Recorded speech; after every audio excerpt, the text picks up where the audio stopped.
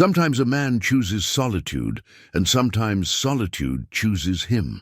For 30 years, Jasper Kincaid had lived alone in the Colorado mountains, making peace with a life where the only voices he heard were his own and the wind through the pines. When news came that his brother had died and left him the family ranch, Jasper planned to sell it quick and return to his mountain sanctuary. But in the dark corner of the old barn, he found something that changed everything. A wild young woman, wearing animal skins, who spoke no English and looked at him with the eyes of a frightened animal. Who was she? What had his brother been hiding all these years in Copper Creek Valley? Before we jump back in, tell us where you're tuning in from, and if this story touches you, make sure you're subscribed, because tomorrow I've saved something extra special for you. The weathered envelope had found its way to Jasper Kincaid's remote cabin through a chain of post offices, general stores, and finally the gnarled hands of old Pete Henley, who made supply runs to the high country trappers twice a year. The letter bore the official seal of Hartman and Associates, attorneys at law, and inside the news that would pull him from 30 years of self-imposed exile. Thomas Kincaid, his younger brother by 4 years, was dead. Heart attack, the lawyer's letter said. Found alone in the ranch house 3 weeks ago by the mailman. No wife, no children, no close friends to speak of. Just Jasper, listed as sole beneficiary of the Copper Creek Valley Ranch that had been in their family for 3 generations. Jasper held the letter in hands that bore the scars of countless encounters with steel traps. Mountain weather and the sharp edges of a life lived deliberately hard. The paper trembled slightly, not from the cold mountain air that seeped through the cabin's weathered logs, but from something deeper, a tremor that reached back through decades of silence between brothers. He set the letter on the rough-hewn table next to his grandfather's trapping journal, a leather-bound book that chronicled 3 generations of Kincaid men who had worked these mountains. The journal's pages told of successful seasons and lean ones, of animals tracked and caught, of weather survived and storms weathered. It spoke of a time when the family name meant something in Copper Creek Valley. Before the arguments, before the accusations, before the silence that had stretched between him and Thomas like a chasm, neither man seemed willing or able to cross. The decision to descend from his mountain sanctuary didn't come easily.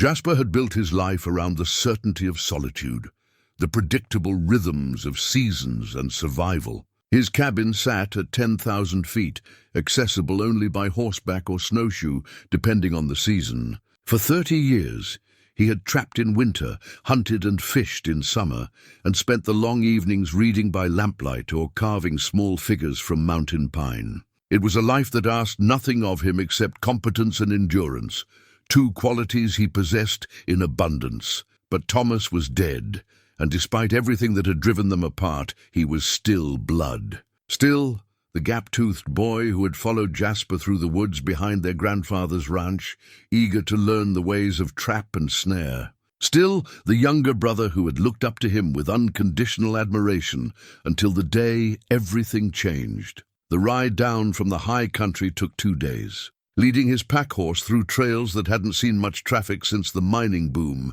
ended 40 years ago. November had painted the aspen groves in shades of gold and rust, and the first serious snow of the season dusted the peaks above him. His horse, a steady bay gelding named Buck, picked his way carefully down the switchbacks, both of them adjusting to the thicker air and warmer temperatures of the lower elevations.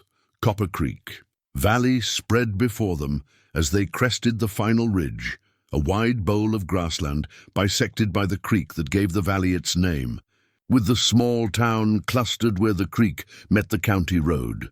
The ranch sat 3 miles south of town, its weathered buildings and fenced pastures visible even from this distance.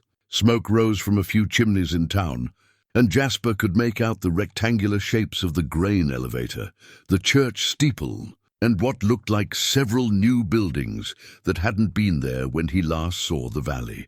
The ranch house stood exactly as he remembered it, a 2-story structure of local stone and timber that their grandfather had built in 1898. The barn was newer, erected by their father in the 1940s to replace one lost to fire. Corrals and outbuildings sprawled around the main structures like the scattered pieces of a life lived close to the land. Everything looked smaller than in his memories, weathered by time and neglect in a way that spoke of a man living alone without much care for maintenance or appearance. Jasper unsaddled Buck in the familiar confines of the barn, noting the musty smell of hay that had sat too long and the subtle signs of recent use: fresh manure in one stall, water buckets that showed recent filling, tool marks in the dirt that suggested regular activity. Thomas had kept horses then, probably rented out pasture land to local ranchers. The practical side of Jasper's mind began calculating what the property might be worth, what debts might need settling, how quickly he could handle the legal requirements and return to his mountain solitude. The house key hung where it always had, on a nail driven into the doorframe of the back porch. Some things apparently never changed in Copper Creek Valley. Inside, the house carried the particular stillness that follows death, not quite abandoned, but no longer alive with the small sounds and movements of daily living. Thomas had lived simply. The kitchen held the basics: a coffee pot, a few dishes, canned goods lined up with military precision on open shelves. The living room contained a well-worn armchair positioned to face both the fireplace and a window that looked out toward the creek. It was in the roll-top desk in the corner of the living room that Jasper found the first glimpse into what his brother's life had become. The desk was locked, but Jasper remembered where their father had hidden the key, taped to the underside of the bottom drawer. Inside, Thomas had kept meticulous records: bank statements showing a modest but steady income from pasture rental, veterinary bills for livestock he apparently didn't own, correspondence with several government agencies that Jasper didn't immediately recognize. One letter, dated just 2 months before Thomas's death, caught his attention.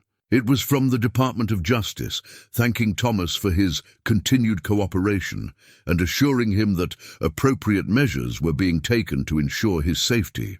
The letter was signed by someone identified only as Special Agent Morrison and included a phone number with a Washington, D.C. area code. Jasper read the letter twice, trying to reconcile its contents with his memories of Thomas as a simple ranch hand who had never shown much interest in anything beyond the valley's borders. The younger brother, he remembered, had been content with small-town life, more interested in Saturday night dances and local rodeos than federal investigations or government cooperation. But 30 years was a long time, and people changed. Perhaps Thomas had witnessed something, reported some crime that required federal attention. The afternoon was wearing thin when Jasper finally made his way to the barn to check on Buck and secure the property for the night. The barn's interior was dim, lit only by the pale November light filtering through gaps in the weathered siding. He was reaching for the light switch when he heard it, a soft rustling from the far corner near the hay bales stacked against the back wall. Jasper froze, his hand halfway to the switch. Mice probably, or maybe a barn cat that Thomas had kept around to control the rodent population. But as his eyes adjusted to the dim light, he saw something that made his breath catch in his throat. A shape too large to be a cat, too still to be a farm animal. Someone was huddled in the shadows between the hay bales and the barn wall. He moved slowly, making no sudden movements, the way he might approach a wounded animal in the wild. As he drew closer, details resolved themselves into something that challenged his understanding of what he was seeing. A young woman, certainly, but unlike any he had ever encountered. Her hair was long and tangled, dark with streaks that might have been dirt or might have been natural coloring. She wore what appeared to be roughly sewn animal hides: deer, rabbit, perhaps some others he couldn't immediately identify. Her feet were bare despite the November cold, and the soles looked thick and calloused as leather, but it was her eyes that stopped him cold. They held the wariness of a wild creature, the kind of alert, hyper-vigilant awareness he had seen in animals that had learned to fear human contact. She was watching him with the focused intensity of a predator evaluating a threat. Her body coiled as if ready to bolt or fight depending on his next move. "Easy there," Jasper said softly, the same tone he might use with a spooked horse. I'm not going to hurt you. The sound of his voice caused an immediate reaction. She pressed herself further back against the wall, a low sound escaping her throat that wasn't quite human language, but wasn't animal communication either. It was something between the two, a vocalization that spoke of fear and warning and something else, perhaps recognition that this was a human voice. Even if the words meant nothing to her, Jasper remained perfectly still, processing what he was seeing. The young woman appeared to be in her early 20s, though it was difficult to be certain, given her condition. She was thin but not malnourished, suggesting someone who had learned to survive on whatever resources were available. Her skin bore the marks of outdoor living, scratches, calluses, a deep tan that spoke of years spent in sun and weather. Most disturbing of all, around her ankle, nearly hidden by the animal hide that served as a crude dress, he could see what appeared to be an old scar, the kind that might be left by a shackle or chain. "Where did you come from?" he asked, knowing she wouldn't understand, but needing to hear his own voice in the strange silence of the barn. "How long have you been here?" She tilted her head at the sound, the gesture eerily reminiscent of a dog trying to understand human speech. Her eyes never left his face, and Jasper had the unsettling sensation that while she might not understand his words, she was reading him with an intelligence that human society had not diminished. She was evaluating him, he realized, determining whether he represented safety or threat, opportunity or danger. The implications of her presence began to settle in his mind like sediment in still water. She had been living here in Thomas's barn for who knew how long. The signs of habitation he had noticed earlier, the fresh water buckets, the disturbed hay, they hadn't been for livestock.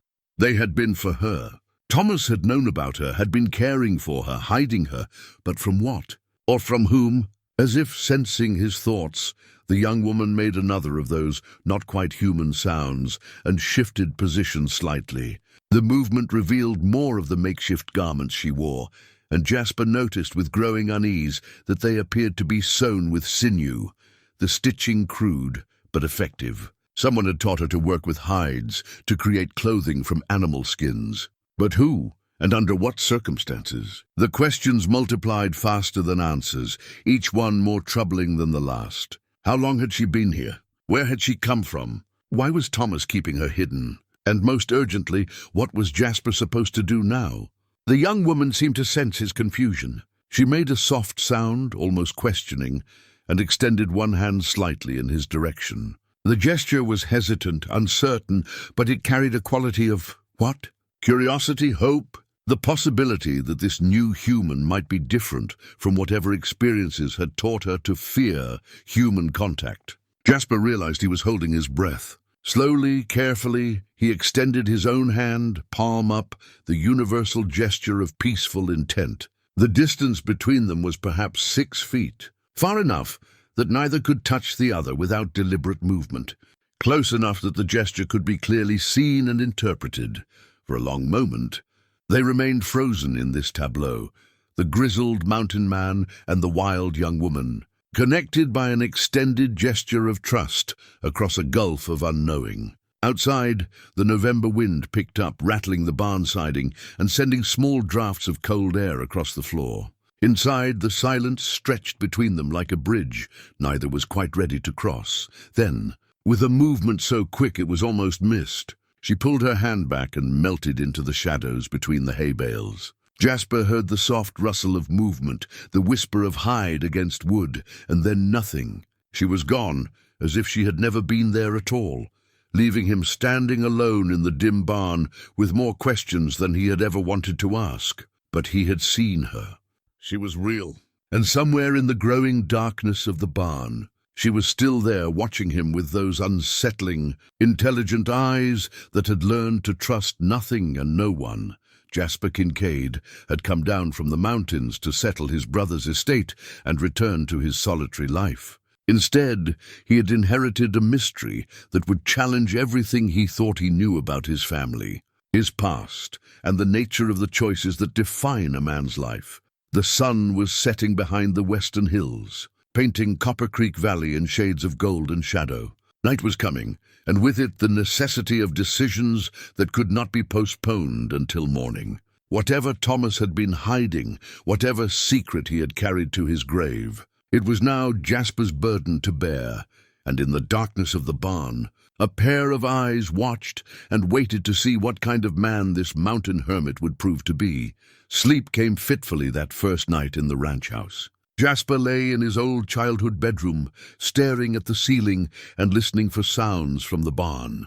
Every creak of settling timber, every whisper of wind through the eaves might have been the young woman moving about in the darkness. He had left food, bread, jerky, a jar of water, near where he had last seen her, but when he checked before turning in, the offerings remained untouched. Morning brought clearer thinking and the necessity of action. Jasper rose before dawn, as was his habit, and made coffee in Thomas's kitchen while considering his options. He could call the sheriff, report finding someone living rough on the property. But something about the young woman's obvious terror of human contact made him hesitate. She had been hiding successfully enough that even Thomas's death hadn't driven her away. She must have reasons for avoiding contact with authorities, and until he understood what those reasons were, involving the law seemed premature.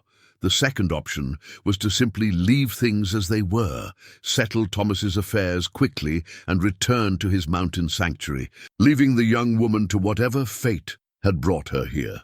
But 30 years of solitude had not dulled his conscience entirely, and abandoning someone so obviously vulnerable felt like a betrayal of every decent instinct he possessed. Which left the third option. Try to understand what he was dealing with before making any irrevocable decisions. He approached the barn with the same careful deliberation he might use when tracking a dangerous animal. The food he had left was gone, but whether she had taken it or some other creature had made off with it was impossible to determine. He called out softly as he entered, announcing his presence and intentions. "I'm coming in," he said. "Just want to check on things. I'm not going to hurt you." This time she didn't immediately retreat into the shadows. Instead, she watched him from her position near the back wall, her dark eyes tracking his movements with that same unsettling intelligence. In daylight, filtered through the barn's windows, he could see her more clearly. She was younger than he had first estimated, perhaps 20 at most, and despite her feral appearance, there was something in her face that spoke of breeding, of good bone structure that suggested she hadn't always lived wild. Her hair, he now saw, was naturally dark brown, though streaked with lighter highlights that might have come from sun exposure. The animal hides she wore were more skillfully made than they had appeared in the dim light. Someone had taught her to work leather with considerable competence. But it was the scars that told the real story. In addition to the mark around her ankle, he could see older injuries on her arms and shoulders. The kind of marks that spoke of restraint, of struggle, of years spent in circumstances that no human being should endure. "My name is Jasper," he said, settling slowly onto a hay bale several feet away from her. "This was my brother's place, Thomas. Did you know Thomas?" At the sound of his brother's name, her reaction was immediate and startling. She made a sound that was almost a word, not quite human language, but clearly an attempt at communication. Her body language changed, becoming less defensive, though no less wary. "Thomas," Jasper repeated. "You knew him." This time the sound she made was unmistakably affirmative. She nodded, a gesture so fundamentally human that it hit him like a physical blow. Whatever had been done to her, whoever had taken her language and her civilized responses, they hadn't been able to erase everything that made her human. Jasper spent the next hour in careful observation and gentle attempts at communication. He learned that she would respond to her name if he called her, though the name she answered to was nothing more than a series of clicks and soft sounds that no human throat should have been able to produce. He learned that she understood more than she could express when he pointed to objects and named them. Her eyes would track his movements with comprehension. even if she couldn't or wouldn't repeat the words. Most importantly, he learned that his brother had been her caretaker, provider, and perhaps the only human connection she had known for a very long time. When Jasper showed her the photograph he had found in Thomas's desk, a family picture from their childhood, she touched the image of his brother with a gentleness that spoke of genuine affection. But it was while searching for more evidence of Thomas's relationship with the young woman that Jasper made the discovery that transformed his understanding of the situation entirely. Hidden behind a stack of hay bales in the barn's far corner, concealed by shadows and positioned where casual observation would never reveal them, were makeshift bars, crude iron rods that had been welded together and anchored to the barn's stone foundation. The bars formed a cage, perhaps 8 feet square, large enough for a person to lie down, but too small for comfort or dignity. The iron was stained with rust and what might have been blood, and the stone floor within the enclosure was scratched and gouged as if by fingernails or perhaps teeth. A bucket sat in one corner, and the smell that rose from the enclosure spoke of years of human habitation under the most degrading conditions imaginable. Jasper stared at the improvised prison, his mind struggling to process what he was seeing. The bars were solid, professionally installed, suggesting long-term planning rather than a crime of opportunity. This wasn't a temporary holding area, it was a permanent fixture, designed to contain a human being for an extended period. The wear patterns on the bars, the depth of the scratches in the stone, all suggested years of use. But if this was where the young woman had been kept, why was she now free to move about the barn? Why wasn't she locked away, where casual visitors couldn't discover her existence? The questions multiplied, each more disturbing than the last. He turned to find her watching him from across the barn, her expression unreadable but somehow knowing. She had seen him discover the cage, understood that he now knew something of what her life had been. For a long moment, they stared at each other across the space that separated them, the mountain man grappling with the implications of what he had found, and the young woman who had somehow survived whatever horrors the improvised prison represented. Then she did something that stopped his heart. She approached the cage and, with movements that spoke of long familiarity, demonstrated how the door could be opened from the outside. She showed him the pin that held the latch, the way the hinges moved, the particular angle required to close the door securely. Her movements were practiced, automatic, the gestures of someone who had performed these actions countless times. But more horrifying still, she showed him how the cage could be opened from the inside. Hidden beneath what appeared to be a solid piece of stone was a lever that, when pressed in a specific sequence, would release the latch. It was a safety mechanism, installed by someone who understood that a completely inescapable prison might result in the death of its occupant. Thomas, Jasper realized with growing horror. Thomas had built this cage. Thomas had kept this young woman prisoner. His brother, the gap-toothed boy who had followed him through the woods, who had looked up to him with unconditional admiration, had become something monstrous.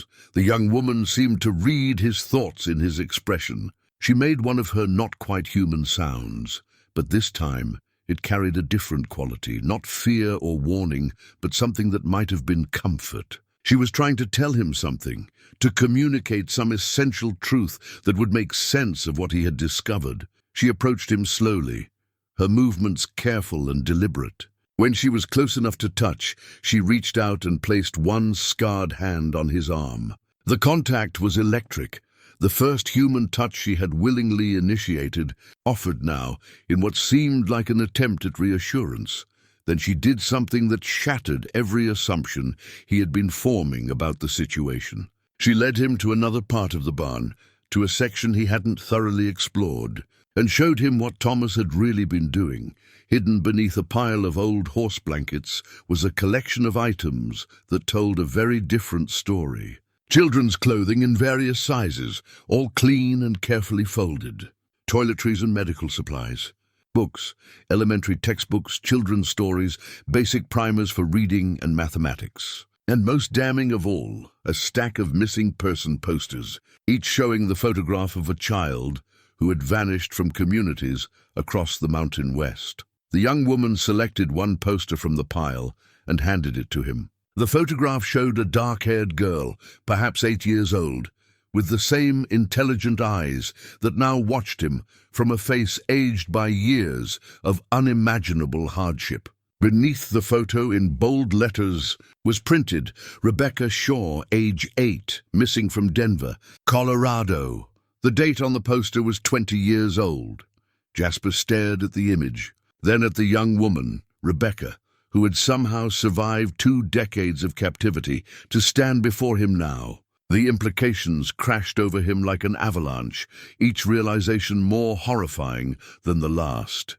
She had been 8 years old when she was taken.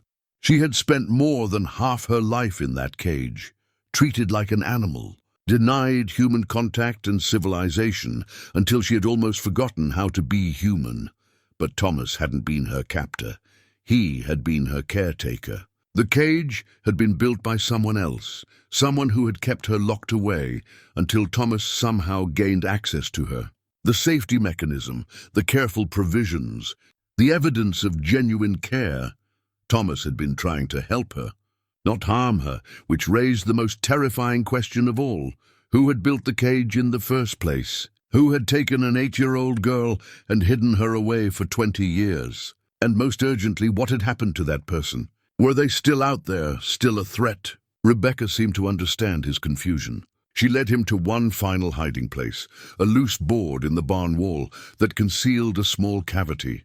From inside, she withdrew a single item, a piece of folded paper that looked like it had been handled many times.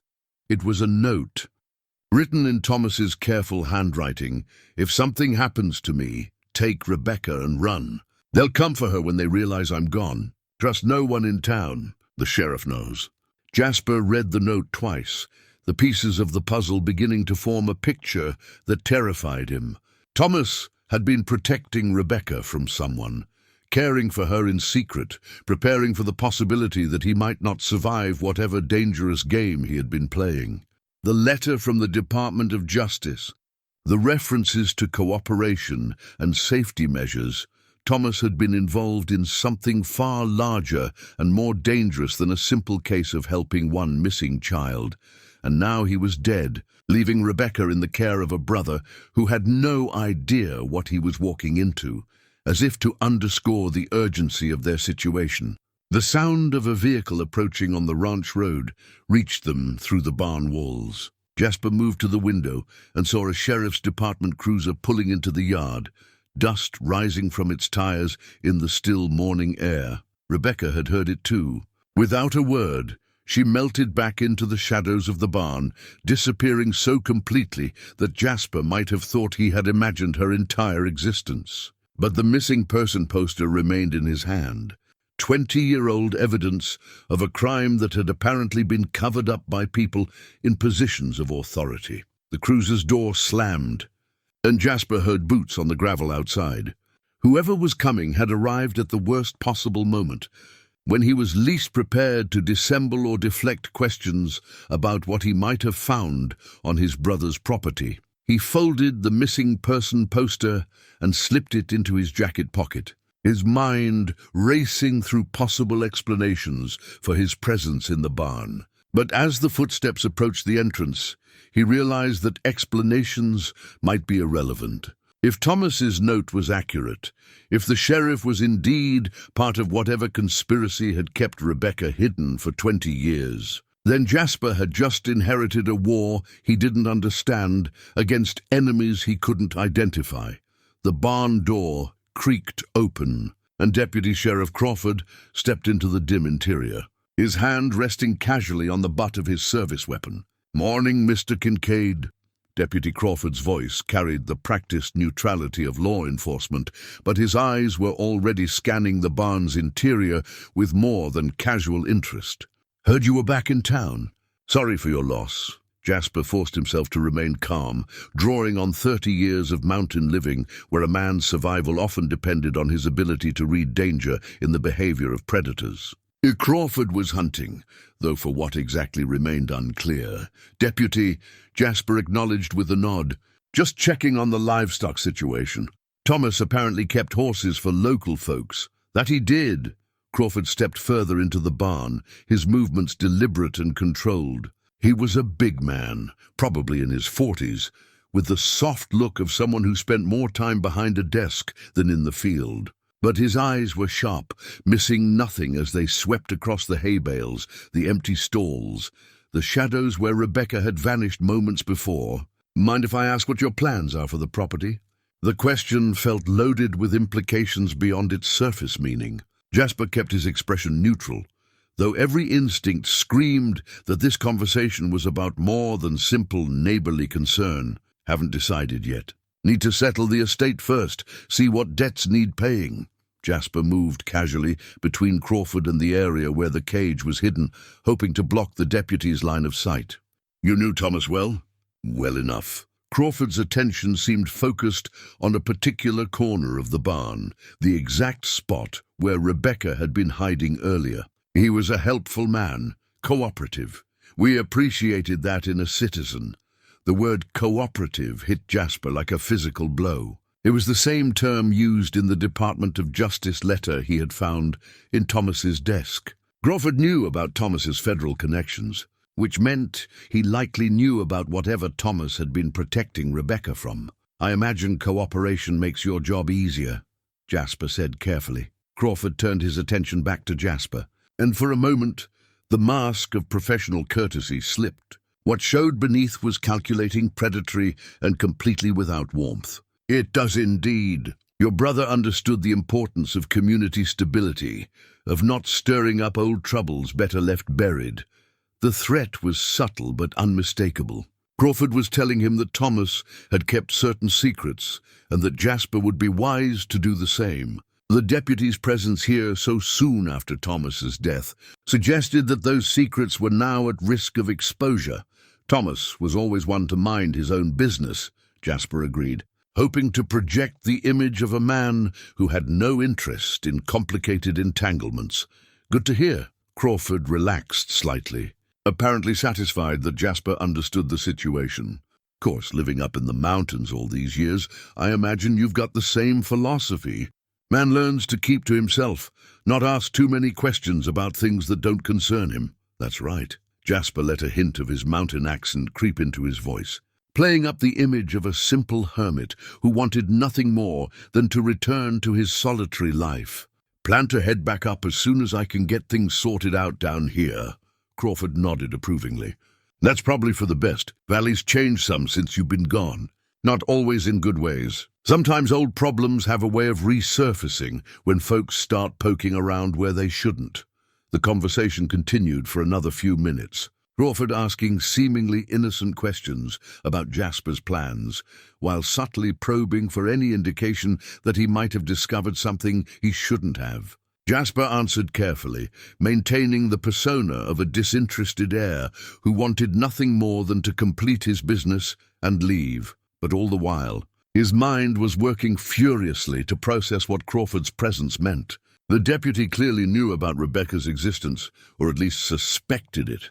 His casual mention of old troubles and old problems suggested that her disappearance 20 years ago was connected to ongoing criminal activity that involved local law enforcement after Crawford finally left.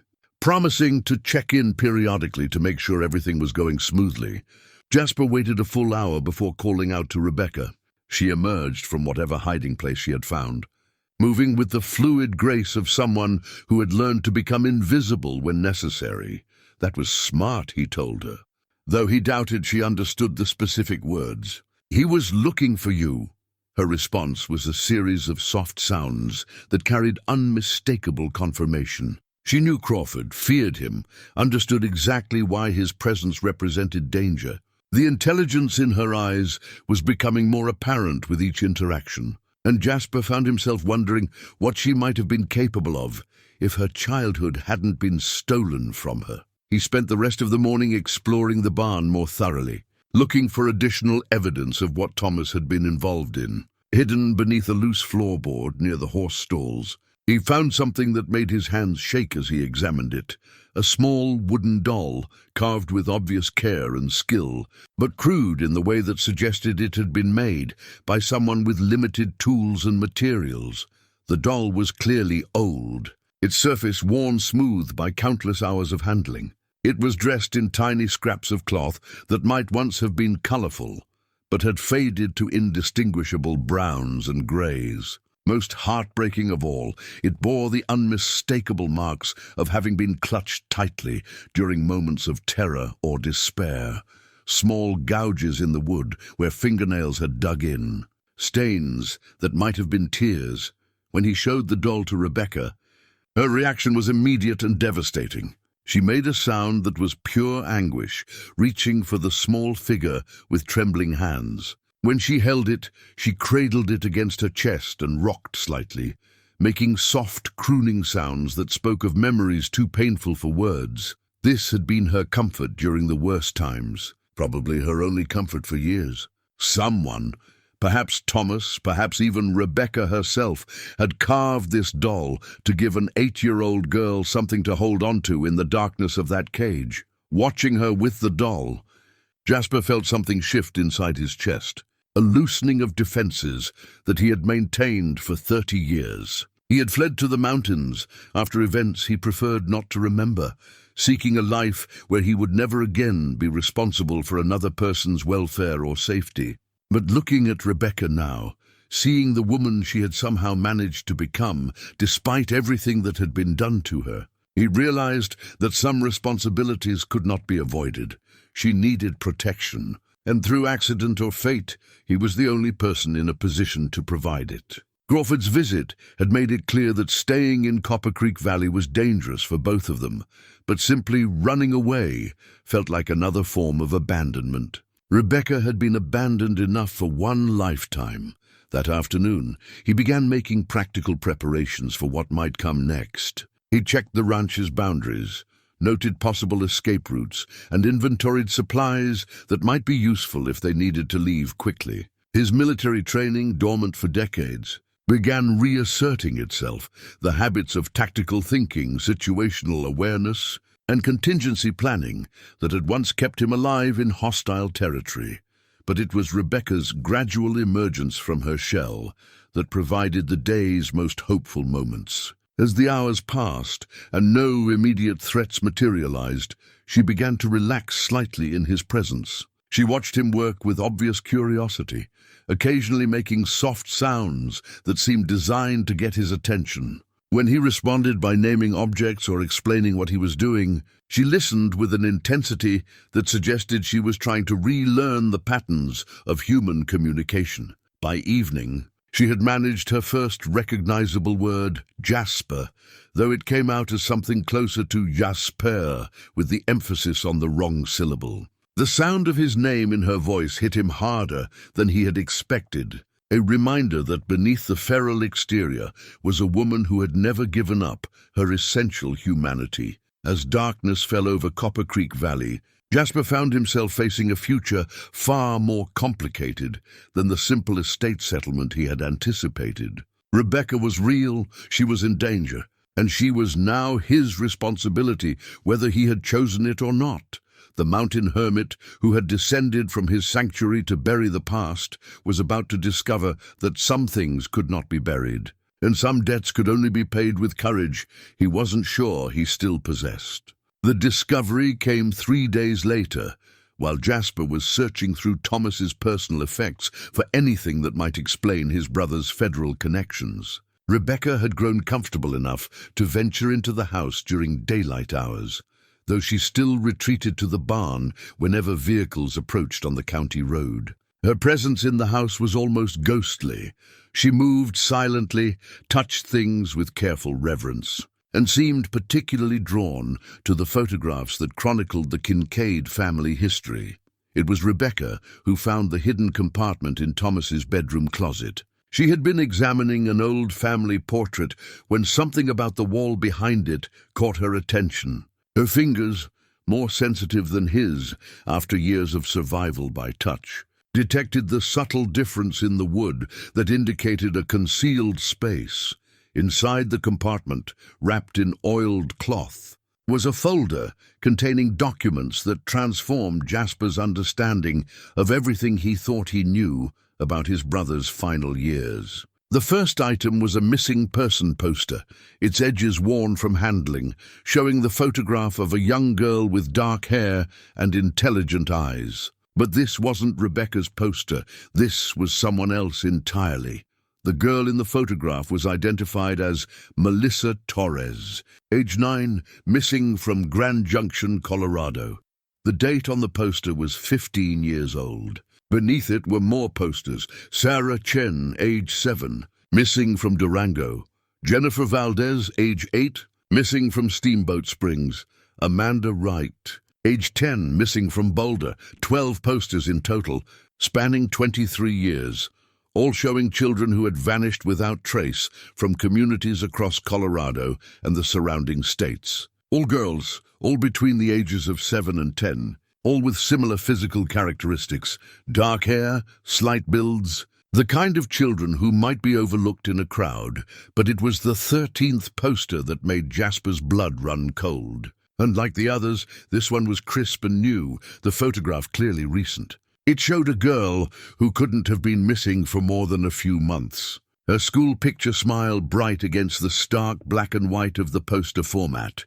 Katie Morrison, age 8, missing from Copper Creek, Colorado. The date on the poster was just 6 weeks old.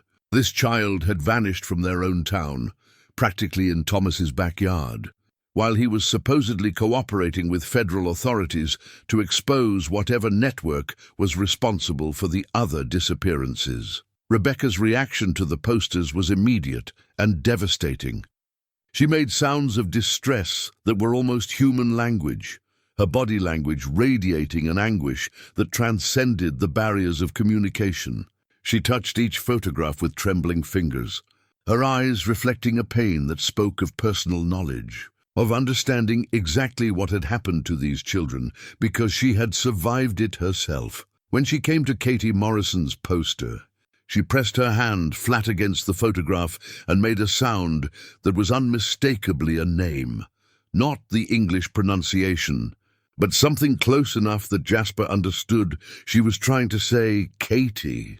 She knew this child, had seen her, perhaps even tried to help her.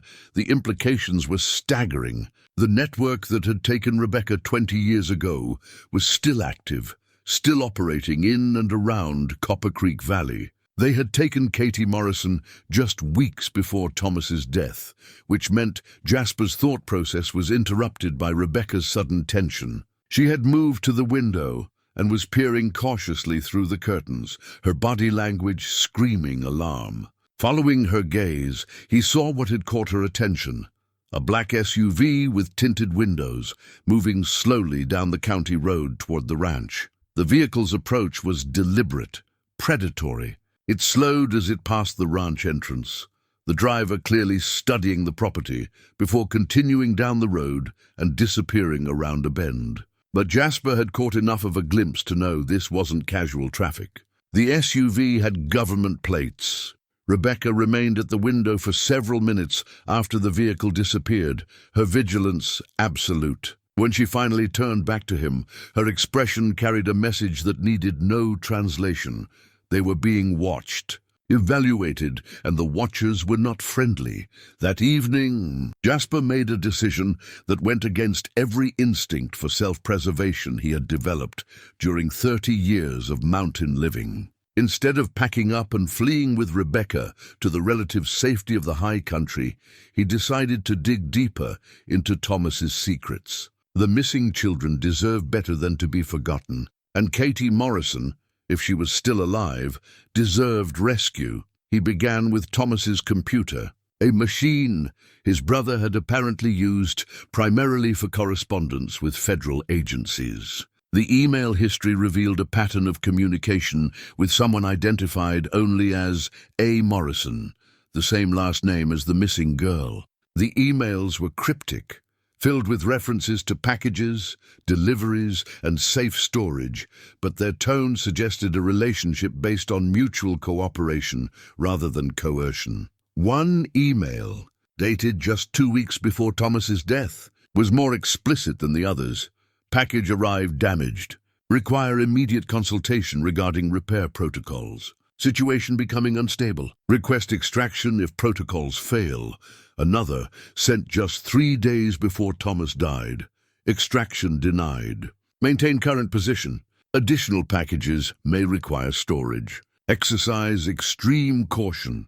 The final email in the chain was from A. Morrison to Thomas, sent the day before his death. Package compromised.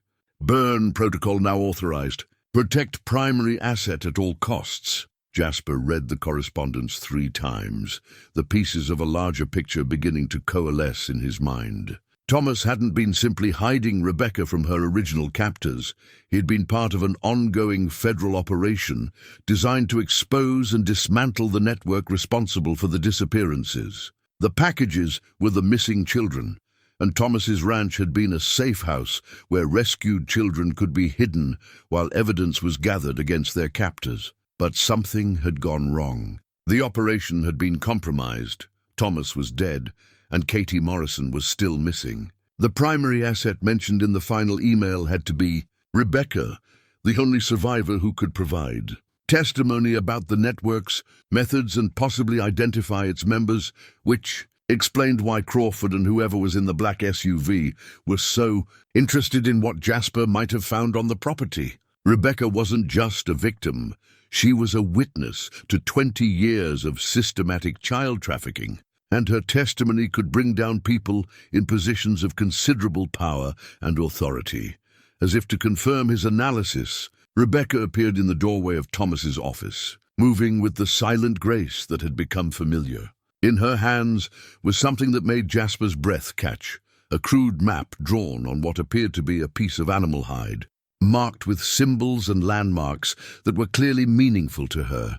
She approached the desk and spread the hide map beside Thomas's computer, then began pointing to various locations marked on its surface. Her vocalizations were more urgent now, carrying an insistence that transcended language barriers. She was trying to tell him something important, something that related to the missing children and the network that had held her captive. One symbol appeared repeatedly on the map, a crude drawing that might have been a building or structure, always located near what appeared to be water sources. As Jasper studied the markings more carefully, he began to recognize landmarks from the Copper Creek Valley area. The creek itself was clearly represented, as were several distinctive rock formations and what might have been the location of the ranch. But there were other locations marked as well. Places in the valley that Rebecca had somehow learned about during her captivity. Places where other structures might be hidden, where other victims might be held. Rebecca touched one symbol in particular, her finger pressing against the hide with emphasis. The location appeared to be several miles north of the ranch, in an area of the valley that Jasper remembered as heavily forested and rarely visited. She made her sound for Katie, then touched the symbol again. The message was clear. Katie Morrison was being held at that location, and Rebecca knew how to find her. But rescue would mean exposing themselves to whoever was watching the ranch, revealing that they knew far more than they should about the network's operations. It would mean abandoning the relative safety of hiding and taking action against enemies whose capabilities and resources remained unknown. Looking at Rebecca's determined expression, at the hand-drawn map that represented her courage in preserving crucial intelligence despite 20 years of captivity, Jasper realized that the choice had already been made. Some things were more important than personal safety, and some debts could only be paid through action. The mountain hermit, who had sought only solitude, was about to discover whether 30 years of peace had dulled his capacity for war. The search of Thomas's remaining belongings yielded discoveries that painted an increasingly complex picture of his final years. Hidden in a false bottom of his bedroom dresser, beneath layers of carefully arranged clothing, Jasper found a collection that chilled him to the bone. Sheriff's badges from 6 different states, each one authentic and bearing the patina of regular use. The badges weren't souvenirs or collectibles. They represented active law enforcement credentials from Colorado, Wyoming, Utah, New Mexico, Arizona, and Montana, each issued to different variations of Thomas's name: Thomas Kincaid, Tom Kincaid, T.J. Kincaid, Thomas King, Tom King, and T.J. King. The photographs on the accompanying identification cards showed subtle alterations in appearance, different hairstyles, facial hair, even what appeared to be minor cosmetic changes, but they were unmistakably his brother. More disturbing still were the dates of issuance. The credentials spanned 15 years, suggesting that Thomas had been building and maintaining multiple law enforcement identities across the Mountain West for most of his adult life. This wasn't the work of a simple rancher who had stumbled into federal cooperation. This was the carefully constructed cover of someone operating deep within a criminal network. Rebecca's reaction to the badges was immediate and visceral. When Jasper showed them to her, she recoiled as if they were venomous snakes, making sounds of distress that left no doubt about her association of law enforcement with danger and betrayal. She pointed to one badge in particular, the Colorado Sheriff's credential, and made her sound for Thomas, but with a tone that suggested confusion, even betrayal. She had known Thomas as her protector, her salvation from the cage and the cruelties that had defined her captivity. But these badges represented authority, the same kind of authority that had failed to rescue her, had perhaps even participated in her imprisonment. The cognitive dissonance was clearly painful for her to process. Jasper spent the afternoon studying the credentials and trying to piece together their significance. The pattern suggested that Thomas had been building a network of false identities that would allow him to operate across state lines, to investigate and infiltrate the trafficking network from positions of authority and trust. But it also raised darker possibilities, that Thomas himself had been part of the network, using his law enforcement credentials to facilitate the capture and transport of victims. The truth, when it finally emerged, came from an unexpected source. While examining the Colorado badge more closely, Jasper noticed something that had initially escaped his attention: a small modification to the badge's surface, so subtle it was almost invisible. Someone had carefully scratched a tiny symbol into the metal, a mark that matched one of the symbols Rebecca had drawn on her hide map. When he showed the marked badge to Rebecca, her reaction was entirely different from her initial fear. She touched the tiny symbol with reverence, making soft sounds that carried tones of gratitude and affection. This wasn't the badge of her captor. It was a signal, a way for Thomas to identify himself to victims as someone who could be trusted. The realization hit Jasper like a physical blow. Thomas hadn't been part of the trafficking network. He'd been working to destroy it from within. The multiple law enforcement identities hadn't been covers for criminal activity, but tools that allowed him to investigate across jurisdictional boundaries, to build cases against perpetrators who used their own positions of authority to commit and conceal their crimes. But if Thomas had been one of the good guys, why had the federal operation failed? Why was Katie Morrison still missing? And most importantly, who had killed Thomas before he could complete his mission? The answer to that last question began to emerge as Jasper continued his investigation of the house. In Thomas's kitchen, hidden behind a loose board in the pantry wall, he found evidence that his brother's death might not have been the natural heart attack described in the lawyer's letter. The hiding place contained a small digital recorder and a collection of medical vials, each labeled with pharmaceutical names that Jasper didn't recognize, but which looked suspiciously like the kind of drugs that might be used to simulate heart failure. The recorder contained a single message, recorded in Thomas's voice just days before his death. "If you're hearing this, then they got to me before I could finish the job. The network is bigger than we thought, and it goes higher than we suspected. Sheriff's Department is compromised. Crawford is dirty, probably others too. Federal contact is Agent Morrison in Denver, but trust nobody else.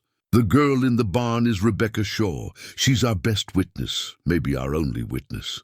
Protect her. Use the map she made to find the current holding sites. Katie Morrison is still alive, but not for long if they realize the operation is blown. The recording continued with specific instructions about emergency protocols, safe houses and federal contacts who could be trusted. But it was the final portion that hit Jasper hardest. Jasper, if you're the one finding this, I'm sorry for everything that happened between us. I know you blame yourself for what went wrong in the service, but it wasn't your fault. I should have said that 30 years ago. The work I've been doing, trying to save these kids, it's my way of paying for the silence I kept back then.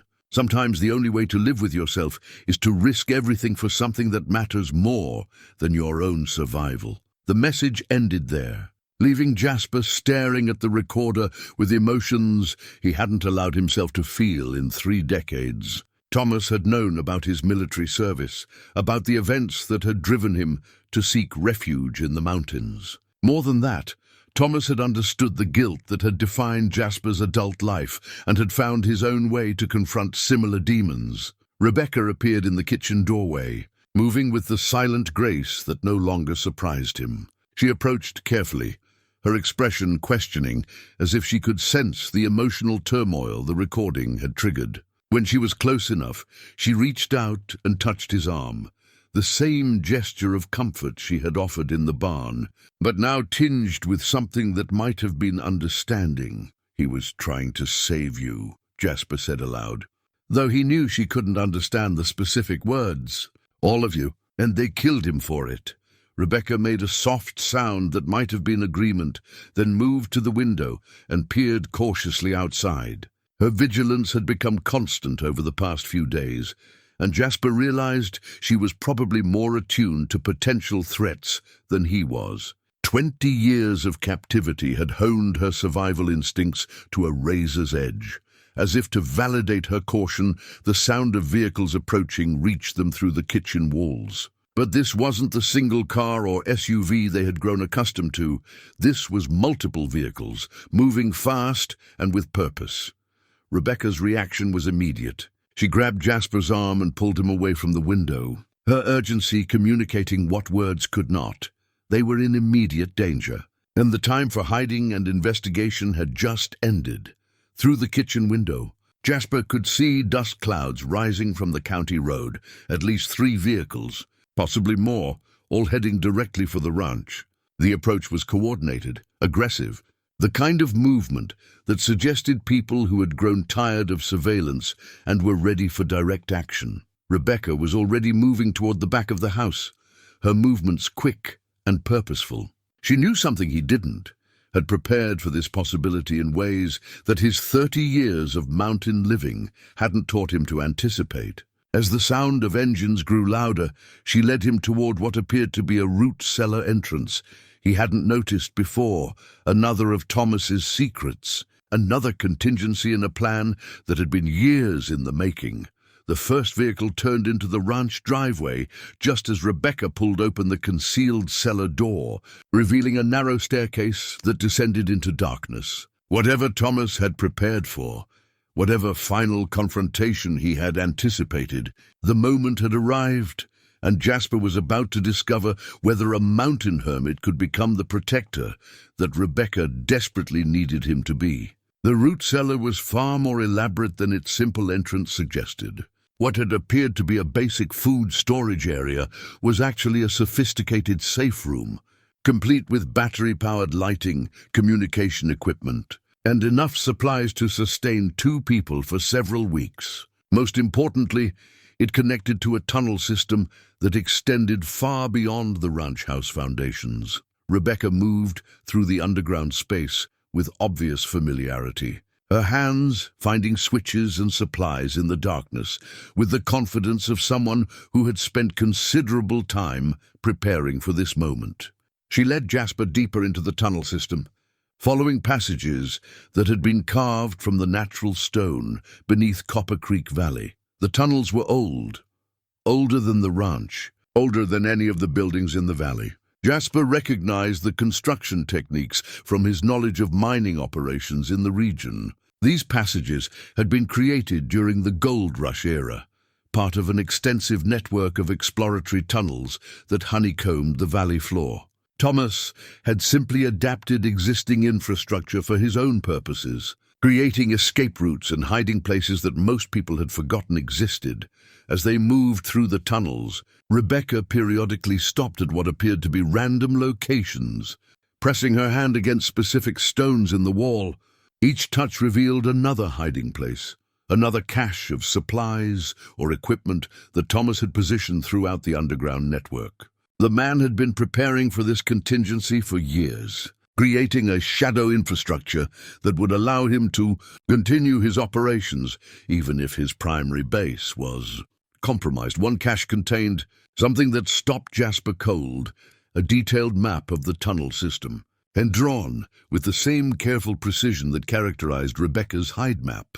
But this version showed far more than just the immediate area around the ranch. The network extended throughout the valley, connecting to basements of buildings in town, emerging in remote locations miles from any road, and most disturbingly, intersecting with what appeared to be other underground facilities marked with the same symbols Rebecca had used to indicate holding sites. The scope of what Thomas had discovered was staggering. The trafficking network wasn't just using isolated buildings or remote locations to hold their victims. They were utilizing the valley's forgotten mining infrastructure, creating a hidden world beneath the surface where children could be held, moved, and transported without any risk of casual discovery. Rebecca touched one location on the tunnel map with particular urgency, making her sound for Katie while pointing to a passage that branched off from their current route. The symbol at that location matched the one she had identified earlier as Katie Morrison's current prison. But according to the map, reaching that site would require navigating several miles of underground passages, some of which were marked with warning symbols that suggested structural instability or other dangers. Above them, the sound of heavy footsteps and voices filtered down through the stone and earth. Their pursuers had reached the house and were conducting a thorough search. Jasper could hear furniture being moved, doors being slammed, and the sharp commands of people who clearly had authority and weren't concerned about property damage. But it was the conversation that chilled him most. The voices were discussing sanitization protocols and asset recovery, using the same clinical terminology that Thomas's federal correspondents had employed. These weren't local law enforcement officers conducting a routine investigation. These were people who understood exactly what they were looking for and had the resources to conduct a comprehensive operation. Rebecca tugged at his sleeve, her urgency clear. She wanted to move deeper into the tunnel system, away from the immediate threat above. But Jasper found himself torn between the need for escape and the growing certainty that running would only delay the inevitable confrontation. Katie Morrison was somewhere in this underground labyrinth, and every hour of delay reduced the chances of finding her alive, as if reading his thoughts. Rebecca pulled something from one of the supply caches, a small notebook that Thomas had apparently left for precisely this situation. The pages contained detailed intelligence about the trafficking network's operations, including schedules, personnel, and most crucially, the rotation patterns for moving victims between holding sites. According to Thomas's notes, victims were typically held at any given location for no more than 72 hours before being moved to prevent rescue operations. Katie Morrison had been missing for 6 weeks, which meant she had been moved multiple times through the network. But the notes also indicated that final disposition of victims, either sale to buyers or elimination if they were considered too high risk, typically occurred at a central facility that served as the network's primary operations center. The location of that facility was marked on Thomas's tunnel map, identified by a symbol that was larger and more elaborate than any of the others. It was positioned at the far end of the valley, beneath what appeared to be an abandoned mining complex that had been defunct for decades. More ominously, Thomas's notes indicated that the facility was scheduled to be cleaned within days of his death, suggesting that the network had been preparing to eliminate evidence and witnesses before relocating their operations. If Katie Morrison was still alive, she would be at that central facility. And if Thomas's intelligence was accurate, she didn't have much time left. Rebecca seemed to understand the urgency as well. She showed Jasper another item from the cache, a crude but effective explosive device that Thomas had apparently constructed from mining supplies. The old tunnels contained plenty of dynamite and blasting equipment left over from the gold rush era, and Thomas had utilized those resources to create weapons that could be used against the network's infrastructure. The plan that emerged from Thomas's notes was audacious and dangerous. The central facility could be reached through the tunnel system, but doing so would require passing through several checkpoints where the network maintained security. The explosives could be used to create diversions, to collapse passages behind them to prevent pursuit, or as a last resort, to destroy the facility entirely if rescue proved impossible. But attempting the mission would mean abandoning any possibility of escape. The tunnel system had multiple exits, but all of them were now likely under surveillance. Once they committed to reaching the central facility, there would be no turning back. Above them, the sounds of the search were growing more systematic and thorough. Jasper could hear what sounded like drilling or cutting equipment being deployed, suggesting that their pursuers either knew about the underground network or were prepared to create their own access points. Rebecca touched his arm and pointed to a specific passage on the tunnel map, the route that led toward the central facility. Her expression carried a question that transcended language barriers. Was he willing to risk everything for a child he had never met? Based on intelligence from a dead man and the guidance of a woman who had spent 20 years learning to survive in a world that most people couldn't even imagine. The answer came from a place deeper than rational calculation. 30 years ago, Jasper had failed to protect people who depended on him, and that failure had driven him to seek refuge in solitude. But solitude was just another form of surrender, and some failures could only be redeemed through action. He picked up the explosive device and nodded to Rebecca. Whatever lay ahead in the darkness of the tunnel system, whatever dangers waited at the central facility, they would face them together. The mountain hermit was about to discover whether the skills that had kept him alive in the wilderness could serve him in a war against enemies who had turned the earth itself into a prison for the innocent. The journey through the tunnel system took 3 hours, following passages that seemed to descend deeper into the earth with each mile they traveled.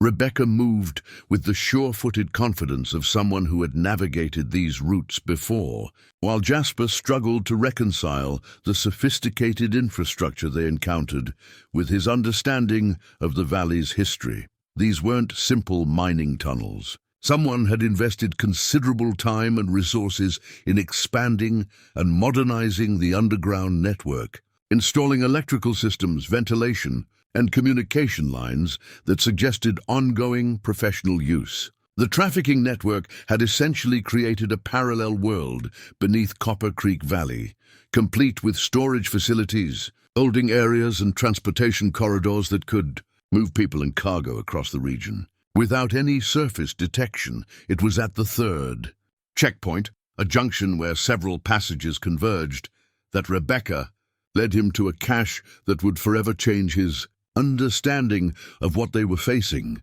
hidden behind a false wall that required her specific knowledge to access. Thomas had concealed what appeared to be his most sensitive intelligence files, but among the documents was something that made Jasper's hands shake as he examined it, a military dog tag bearing his own name, rank and service number. The metal was tarnished with age, and the chain was broken, as if it had been torn away violently. He hadn't seen this particular tag in 30 years, hadn't even realized it was missing until this moment. Where did Thomas get this? He whispered, though Rebecca couldn't understand the question. The answer lay in the files Thomas had hidden with the dog tag. Page after page of military records, psychiatric evaluations, and classified documents related to Operation Blackwater, a mission that Jasper had spent 3 decades trying to forget. But these weren't just his records. Thomas had somehow obtained documentation about the entire operation, including details that had been classified far above Jasper's security clearance level. Operation Blackwater had been a joint military-civilian task force designed to combat human trafficking in Southeast Asia during the final years of the Vietnam conflict. Jasper's unit had been assigned to provide security and tactical support for raids on facilities where American prisoners of war and local civilians were being held for sale to various criminal organizations, but the operation had been compromised from the beginning. Someone with high-level access had been feeding intelligence to the trafficking networks, allowing them to move their operations ahead of planned raids. What should have been rescue missions became elaborate ambushes, and Jasper's unit had walked into trap after trap, losing good soldiers while the traffickers they were hunting remained safely beyond reach. The final mission had been the worst. Intelligence had indicated a major facility holding dozens of American POWs just across the Cambodian border. Jasper's team had been tasked with providing security for a rescue operation that was supposed to be the culmination of months of careful planning. Instead, they had found an empty facility and a company of North Vietnamese regulars waiting in ambush. Half of Jasper's unit had died in the first minutes of contact, and the survivors had been forced to retreat, leaving behind wounded men who were captured and never seen again. The failure had ended Operation Blackwater and left Jasper with guilt that had defined the rest of his life.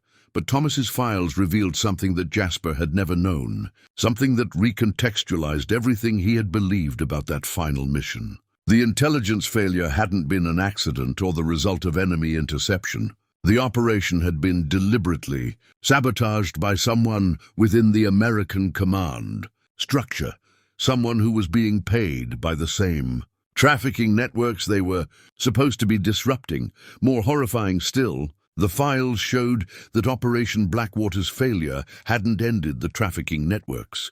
It had simply allowed them to relocate and expand their operations. The same criminal organizations that had been operating in Southeast Asia during the war had eventually established new bases of operation in the American West, using the remote geography and sparse population to recreate the same systems they had perfected.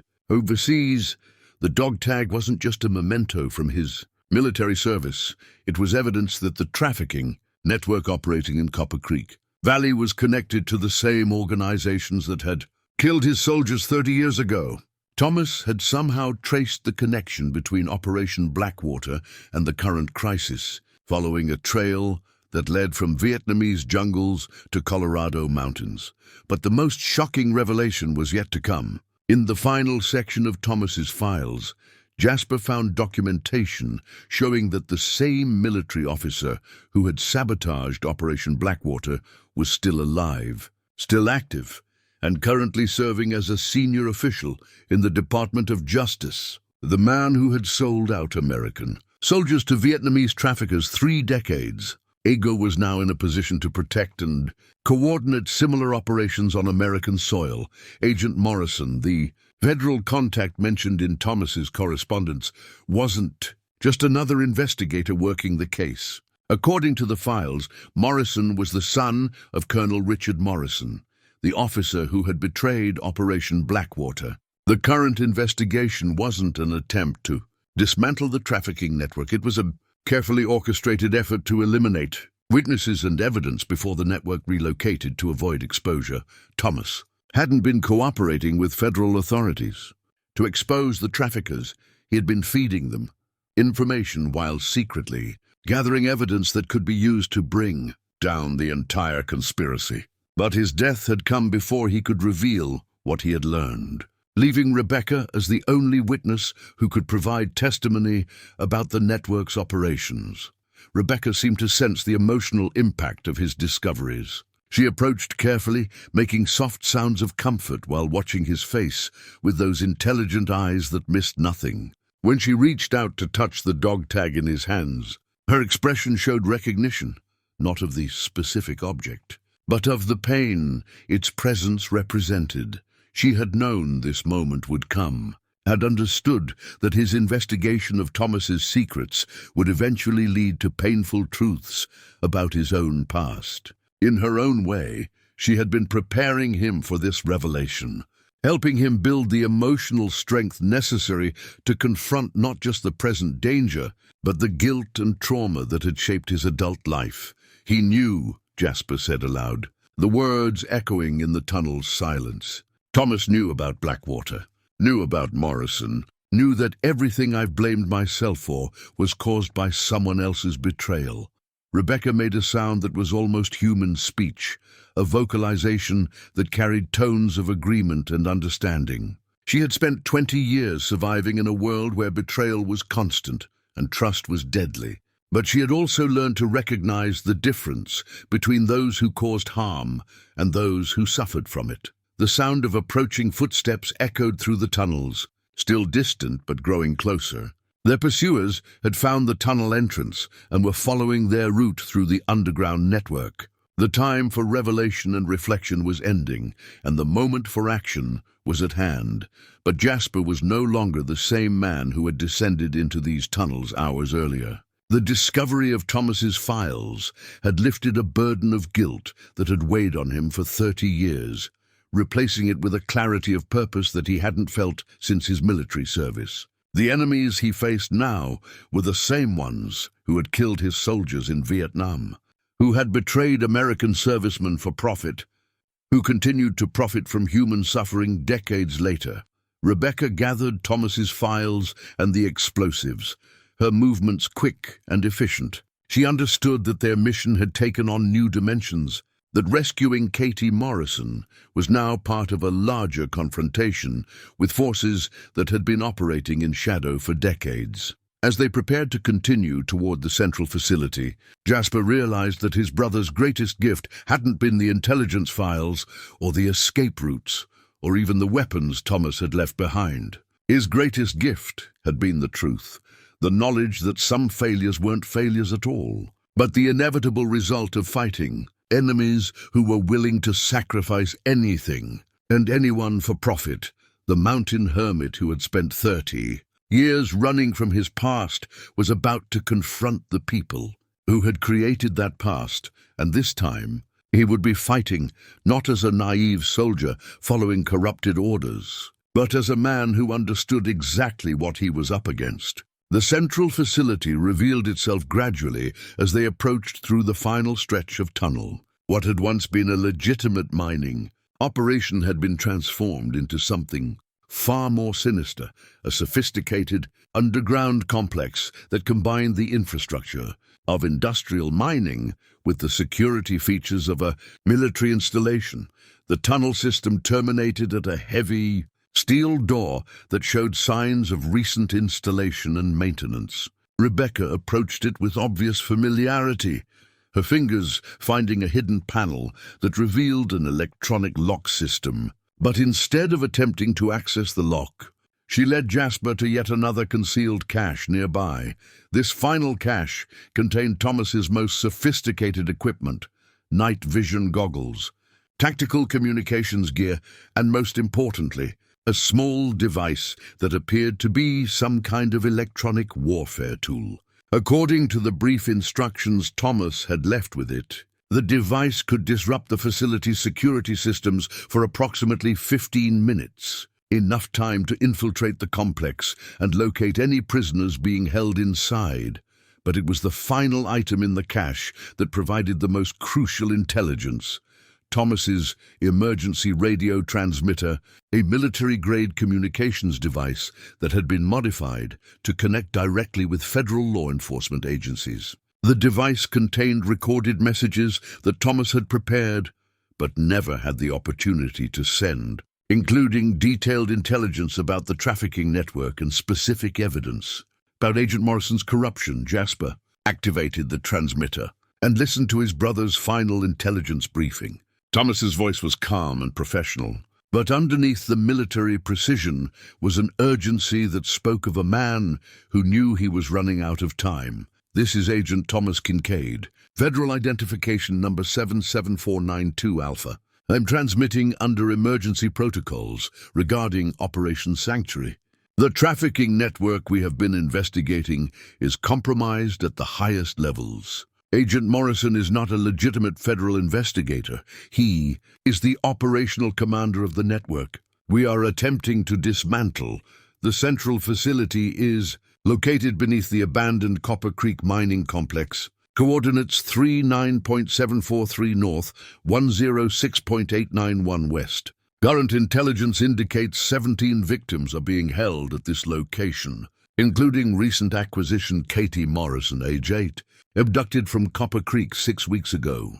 Security protocols are extensive: motion sensors, electronic locks, armed guards in 12-hour rotation shifts. Facility personnel include Sheriff's Deputy Crawford, Town Mayor Phillips, and Mining Company Foreman Stevens. All are armed and have orders to eliminate witnesses if the facility is compromised.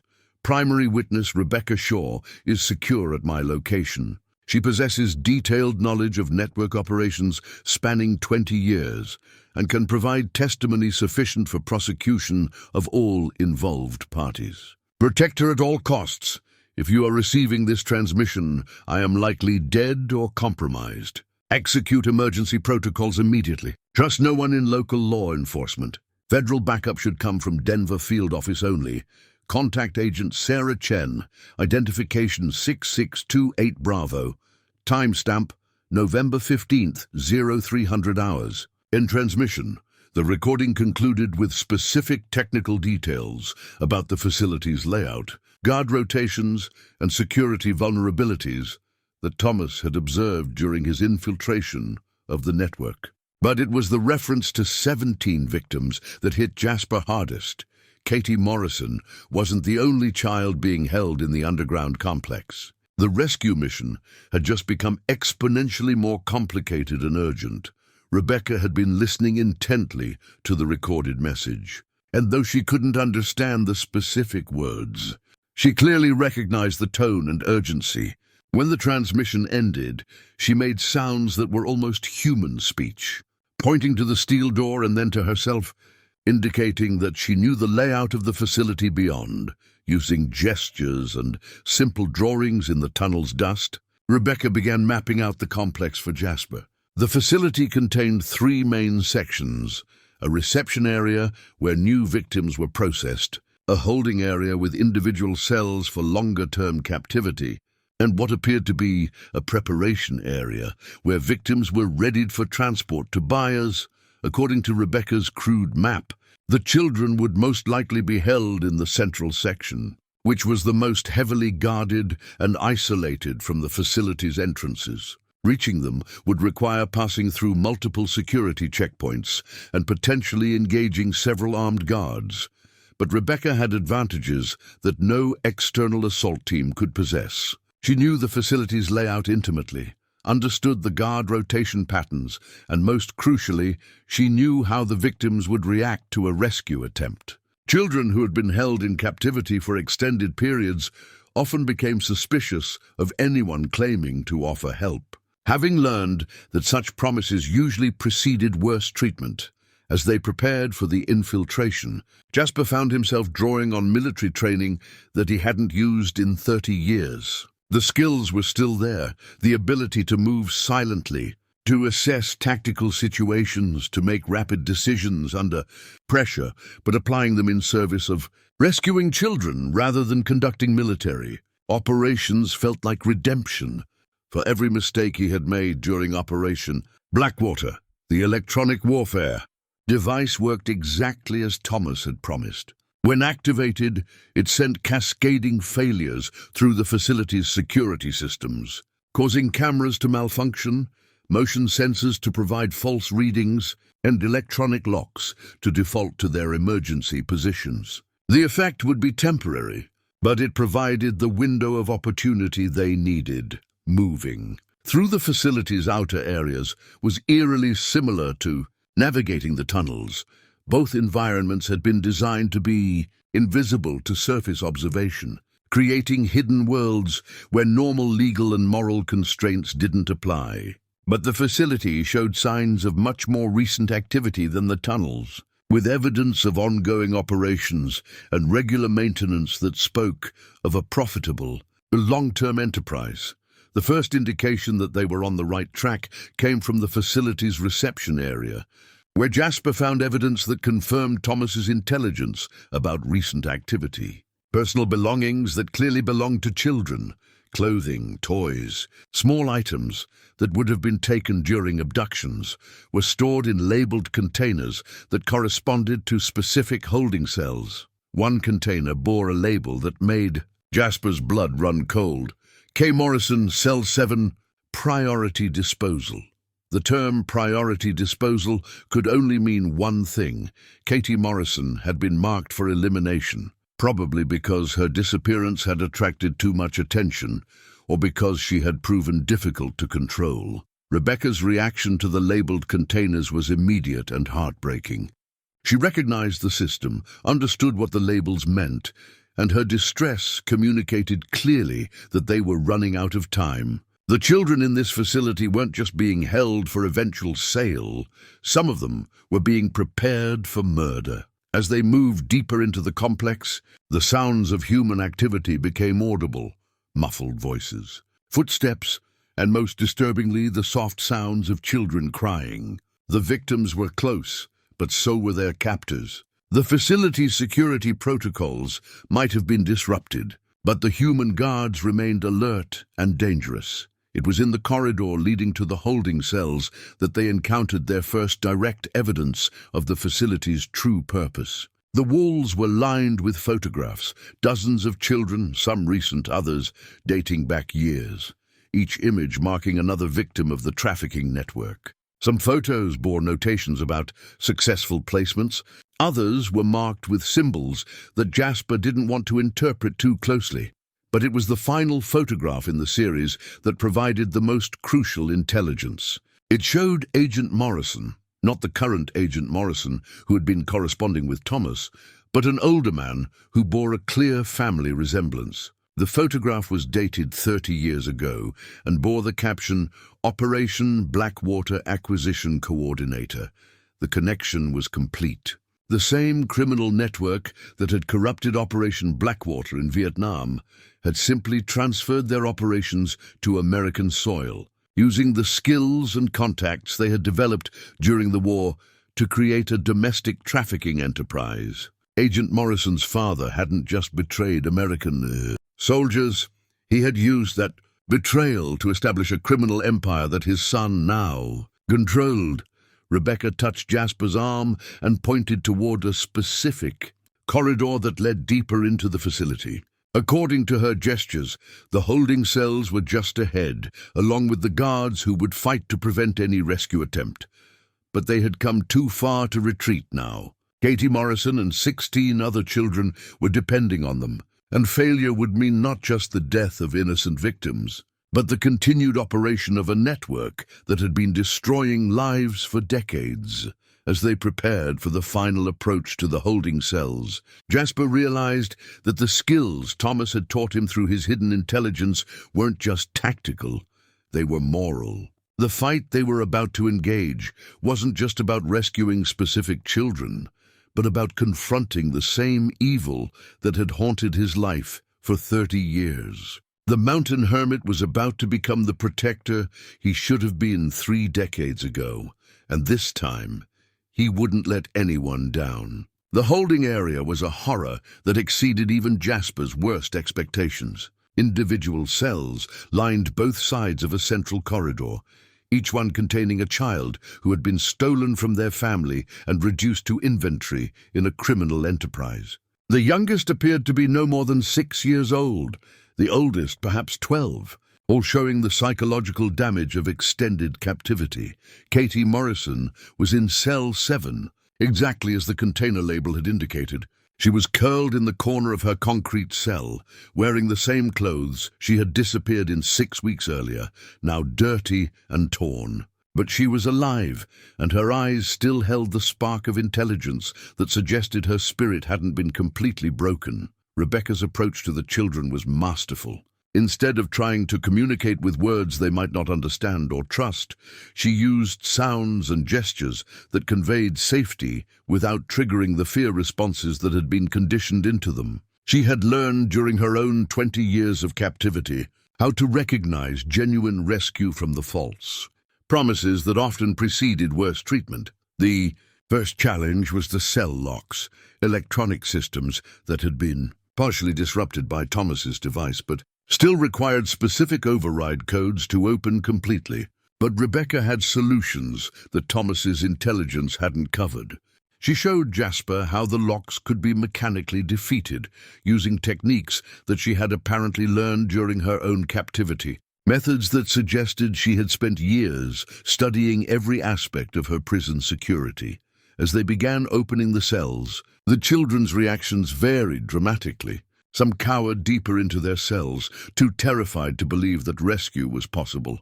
Others approached cautiously, recognizing in Rebecca someone who understood their experience in ways that normal adults could not. A few, including Katie Morrison, showed flashes of hope that suggested they hadn't given up entirely on the possibility of returning home, but it was while they were working to free the children that the facility's security finally responded to the electronic disruption.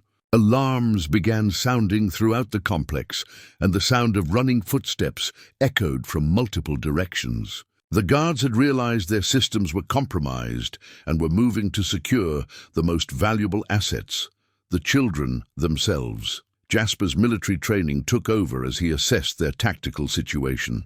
They were trapped in a dead-end corridor with 17 terrified children, facing an unknown number of armed opponents who knew the facility's layout better than he did. The odds were overwhelming, but retreat was impossible. Leaving the children behind would mean their certain death. Rebecca seemed to understand the tactical problem as well. She gestured toward a section of the corridor wall that appeared solid, but apparently concealed another of Thomas's contingencies. Behind the false wall was a cache of weapons that Thomas had positioned for exactly this scenario: rifles, ammunition, and most importantly, protective equipment that could be used to shield the children during a firefight. The first guards appeared at the far end of the corridor just as Jasper finished distributing the weapons. 3 men, all armed with automatic weapons and moving with the coordination of professionals. But they hesitated when they saw the children, unwilling to risk damaging valuable inventory with indiscriminate fire. That hesitation was the only advantage Jasper needed. 30 years of mountain living had kept him in excellent physical condition, and the muscle memory of military combat training proved remarkably persistent. His first shots were precise and devastating, dropping 2 of the guards before they could fully assess the threat they were facing. The third guard managed to return fire, but his shots went wide as he tried to avoid hitting the children. Rebecca had positioned herself and several of the children behind the concrete barriers that Thomas had built into the corridor, specifically for this purpose, creating protected positions that allowed them to move toward the facility's exit while maintaining defensive cover. But even as they gained the tactical advantage in the immediate firefight, Jasper could hear additional forces mobilizing throughout the facility. Radio chatter echoed from the security office. Coordinators were calling for backup from external sources, and the sound of vehicles arriving on the surface suggested that the network's response would be comprehensive and overwhelming. Katie Morrison had recovered enough of her courage to help with the other children, translating Jasper's instructions into terms they could understand and providing the kind of reassurance that only another victim could offer. Her leadership among the other children was remarkable, suggesting that even 6 weeks of captivity hadn't destroyed the strength of character that had helped her survive. As they fought their way toward the facility's main exit, Rebecca revealed the final element of Thomas's preparation: a series of explosive charges he had placed throughout the complex, designed to destroy evidence and collapse key sections of the facility if rescue became impossible. The charges could be triggered remotely, but doing so would also eliminate any possibility of escape through the tunnel system. The choice was stark. Use the explosives to ensure that the facility could never again be used to hold children, but risk being trapped in the resulting collapse, or attempt to escape through routes that were likely already compromised by the network's response teams. Looking at the 17 children who depended on him for their lives, Jasper realized the choice had already been made. The decision came when Deputy Crawford's voice echoed through the facility's communication system, broadcasting an ultimatum that left no room for negotiation. You have 60 seconds to surrender the children and exit the facility. After that, we implement final protocols for all assets. Final protocols. Jasper understood the euphemism. They were threatening to kill the children rather than allow them to be rescued and potentially testify about the network's operations. The same callous calculation that had characterized the trafficking network for 30 years. The same willingness to eliminate witnesses that had probably cost Thomas his life. Rebecca's response was immediate and decisive. She activated Thomas's emergency beacon, a device designed to broadcast their location and situation directly to federal authorities in Denver, bypassing any local communication networks that might be compromised. The signal would bring legitimate federal backup, but not for at least an hour. They had to keep the children alive until help arrived. The facility's main exit was blocked by Crawford and at least 4 other armed men. But Thomas's planning had anticipated this scenario as well. Hidden throughout the complex were what he had called sanctuary protocols, escape routes and defensive positions designed specifically to protect rescued children during extended siege situations. Rebecca led them to the facility's old mining shaft, a vertical passage that had been part of the original mining operation, but was now equipped with a mechanical lift system that Thomas had secretly maintained. The shaft provided direct access to the surface, emerging in a concealed location nearly a mile from the main facility entrance, but using the lift meant exposing themselves during the ascent. And Crawford's forces were already moving to secure all possible escape routes. The sound of vehicles and personnel deploying on the surface suggested a coordinated effort to prevent any survivors from reaching safety. It was Katie Morrison who provided the solution that saved them all. Despite her 6 weeks of captivity, she had retained enough presence of mind to observe and remember details about the facility's operation. She knew about a secondary communication system that the guards used for coordination, a system that could be accessed from the mining shaft's control room. Using Katie's intelligence, Jasper was able to monitor Crawford's radio traffic and coordinate their movements to avoid the search teams that were systematically covering the area above ground. More importantly, he could hear Crawford coordinating with someone identified as Morrison Sr., confirming that the original Agent Morrison, the man who had betrayed Operation Blackwater, was still alive and actively directing the network's operations. The conversation between Crawford and Morrison revealed the full scope of what they were facing. The trafficking network wasn't just a criminal enterprise, it was a multi-generational operation that had been refining its methods for decades. The children they were rescuing represented just a small fraction of the victims who had been processed through facilities like this one over the years. But it also revealed something else. The network was preparing to abandon the Copper Creek operation entirely. Morrison's instructions to Crawford were clear: eliminate all witnesses, destroy all evidence, and relocate operations to a backup facility in another state. The rescue mission hadn't just saved 17 children. It had disrupted a major trafficking hub that might have operated undetected for years to come. Rebecca's role in the final escape was crucial. Her knowledge of the valley's geography, gained during 20 years of captivity and careful observation, allowed her to guide them through terrain that avoided the search teams while staying within range of the emergency beacon's signal. She had become, in effect, their tactical navigator through a landscape that she, understood better than their pursuers. The moment when federal backup finally arrived was marked by the distinctive sound of helicopters approaching from multiple directions. But these weren't local aircraft.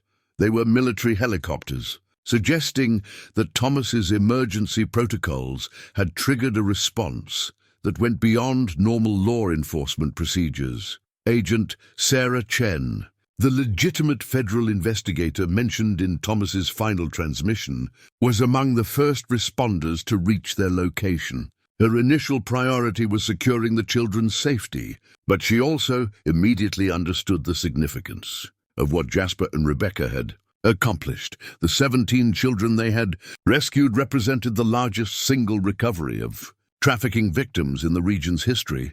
More importantly, the intelligence Thomas had gathered, combined with Rebecca's testimony about 20 years of network operations, provided federal authorities with enough evidence to dismantle trafficking operations across multiple states. But the victory came with a cost that would be felt for years to come. Crawford and several other network members had escaped during the confusion of the rescue operation, taking with them knowledge of backup facilities and alternative operational methods. The network was wounded but not destroyed, and the survivors would undoubtedly attempt to rebuild their operations in new locations. As federal agents secured the scene and began processing the rescued children for medical treatment and family reunification, Jasper realized that his role in the crisis was far from over. Rebecca would need protection during the lengthy legal proceedings that would follow, and his knowledge of the network's history made him a valuable witness in building the prosecution's case. The mountain hermit, who had sought only solitude, had become, through circumstances he never could have anticipated, a key figure in a federal investigation that would reshape law enforcement's understanding of organized trafficking operations in the American West. 6 months later, Jasper stood on the front porch of the Copper Creek Valley Ranch, watching Rebecca, who had legally reclaimed her birth name, work with 3 horses in the far pasture. The spring morning was clear and warm, a marked contrast to the November snow that had covered the valley during those first desperate days. The legal proceedings had been lengthy and complex, requiring testimony from dozens of witnesses and the careful reconstruction of trafficking operations that had spanned multiple decades. Rebecca's testimony had been particularly crucial, as she was the only witness who could describe the network's methods and identify key participants from personal experience. The trial had attracted national attention, not just because of the scope of the trafficking operation, but because of the revelation that federal agencies had been compromised at the highest levels. Agent Morrison, both father and son, were now serving consecutive life sentences, along with Deputy Crawford and 7 other network members who had been arrested in coordinated raids across 4 states. But it was the personal transformations that meant more to Jasper than the legal victories. Katie Morrison had been reunited with her family and was showing remarkable resilience in her recovery. The other 16 children were all receiving specialized care, and most were making progress toward normal lives despite their traumatic experiences. Rebecca's recovery had been the most remarkable of all. With access to proper medical care, education, and most importantly, the security of knowing she was truly free, she had begun reclaiming the life that had been stolen from her 20 years earlier. She was learning to read and write, studying for her high school equivalency examination, and slowly building relationships with people who could help her navigate the complexities of modern society. The ranch itself had been transformed as well. Instead of selling the property and returning to his mountain sanctuary, Jasper had decided to honor Thomas's memory by continuing his work in a different form. The ranch now served as a transitional facility for trafficking survivors, providing a safe environment where victims could begin their recovery process away from the pressures and triggers of urban settings. Agent Sarah Chen had been instrumental in establishing the program, using federal resources to fund the facility, while maintaining the security protocols necessary to protect residents from potential retaliation. The underground tunnel system had been sealed, but the ranch's remote location and defensible geography made it an ideal location for a program that required both safety and privacy. The work was challenging in ways that Jasper's mountain isolation had never prepared him for.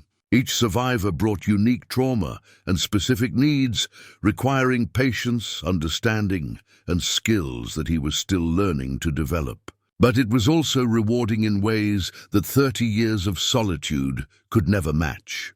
Rebecca had become his partner in the work, using her own experiences to help newer arrivals understand that recovery was possible and that trust could be rebuilt gradually.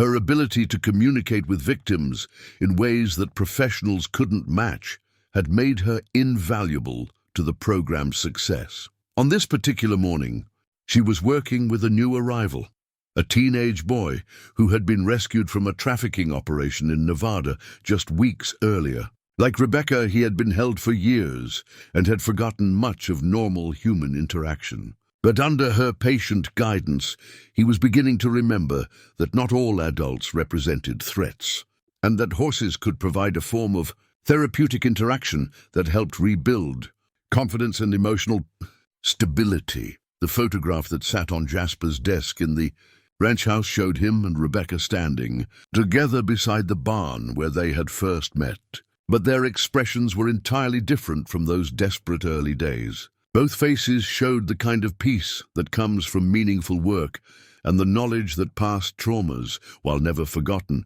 no longer defined their daily existence. Thomas's legacy lived on in more than just the ranch program. The intelligence network he had built continued to provide information that helped federal authorities identify and disrupt trafficking operations across the region. His methods had been adopted by other investigators, and his example had inspired a new generation of law enforcement. Officers who understood that fighting trafficking required long-term commitment and personal sacrifice. The wooden doll that had sustained Rebecca through her worst years now sat in a place of honor in the ranch house living room, a reminder of the resilience that had allowed her to survive and eventually triumph over unimaginable circumstances. Occasionally, new arrivals would notice the doll and understand its significance, recognizing in it a symbol of hope that had sustained someone through darkness similar to their own. As Rebecca led the horses back toward the barn, she waved to Jasper with a smile that had taken months to develop but now came naturally. The feral young woman he had found in that barn had been transformed into someone who could serve as a beacon of hope for others who had suffered similar fates. The mountain hermit, who had spent 30 years running from his past, had discovered that redemption came not from isolation, but from engagement with the world's problems and the determination to make a difference in lives that had been shattered by others. Cruelty.